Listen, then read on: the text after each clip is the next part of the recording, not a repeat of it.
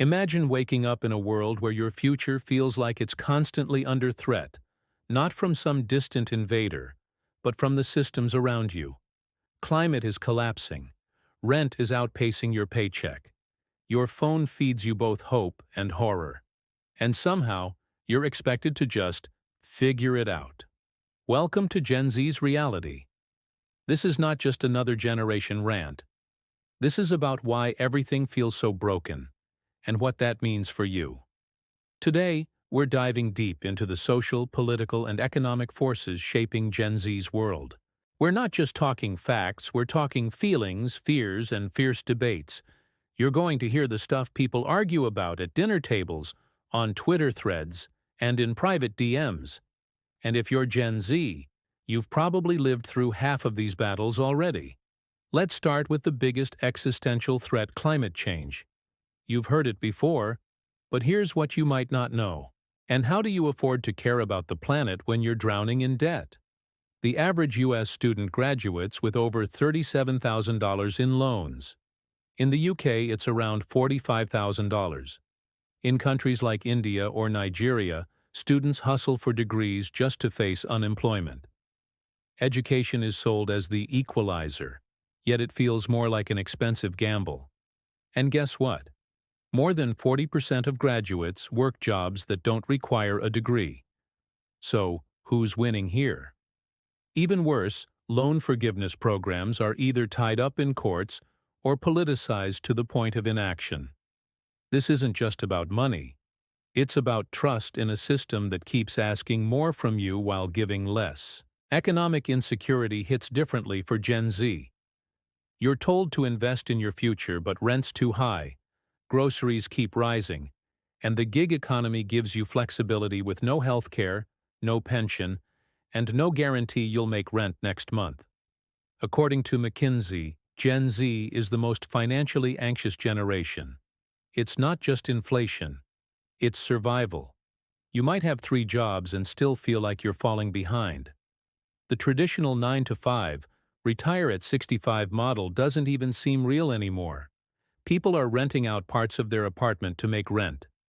Others are becoming full-time influencers, not for fame, but because it pays more consistently than office work. And let's talk mental health. In a 2022 CDC report, more than 1 in 3 high school students said they experienced poor mental health during the pandemic. Depression, anxiety, burnout, it's all rising. But therapy is a luxury. Wait lists are long. Insurance often doesn't cover it.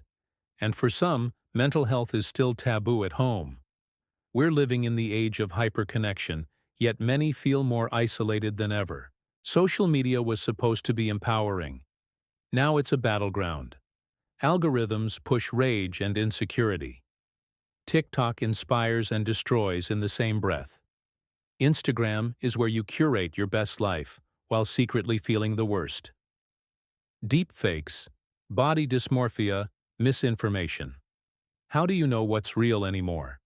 A 2023 Pew Research study found that 59% of teens felt pressure to look good on social media, and over half felt overwhelmed by the amount of content.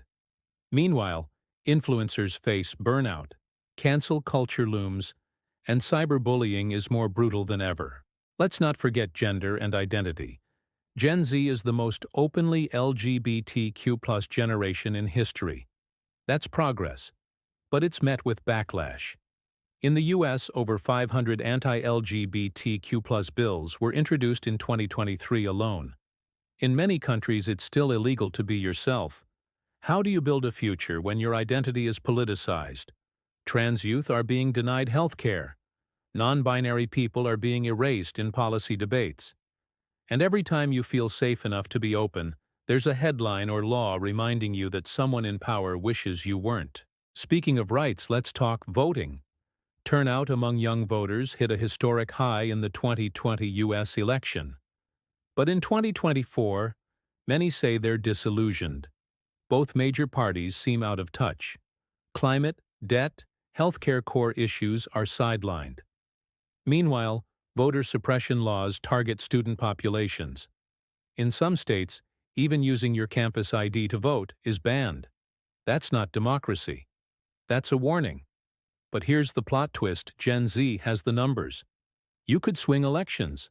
The system knows that, and that's why it tries to make voting harder for you. Racial justice remains an open wound. George Floyd's murder sparked global protests. But what changed? Police budgets rose in many cities. Hate crimes against Black, Asian, and Indigenous communities are still rising. And systemic inequality remains baked into housing, education, and employment. We're not post-racial. We're just more aware. And awareness without action feels like a loop, like shouting into the void while nothing changes. Now let's challenge some assumptions. Is cancel culture real, or just a term to avoid accountability?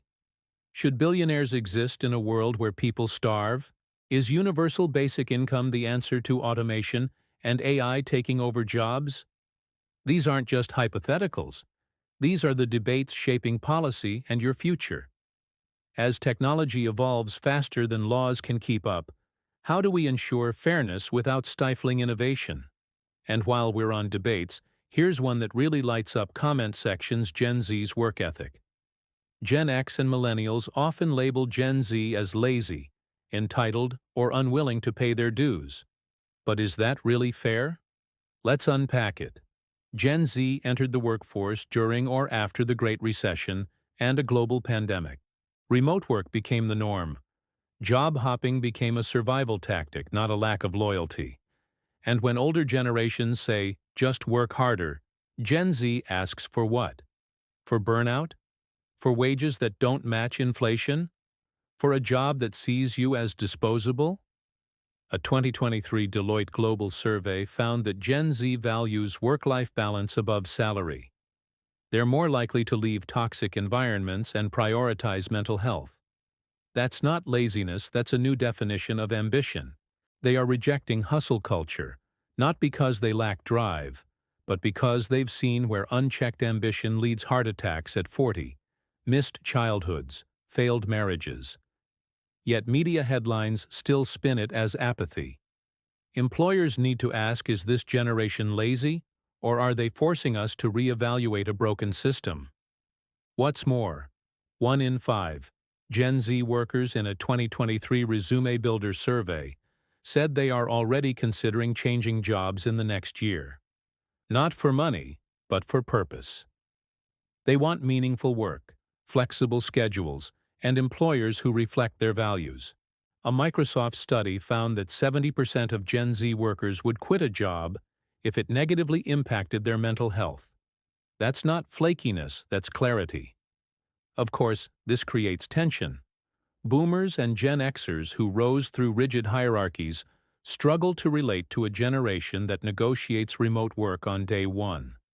But rather than call them lazy, maybe it's time we ask why work culture hasn't evolved. Maybe Gen Z isn't the problem. Maybe the system is just outdated.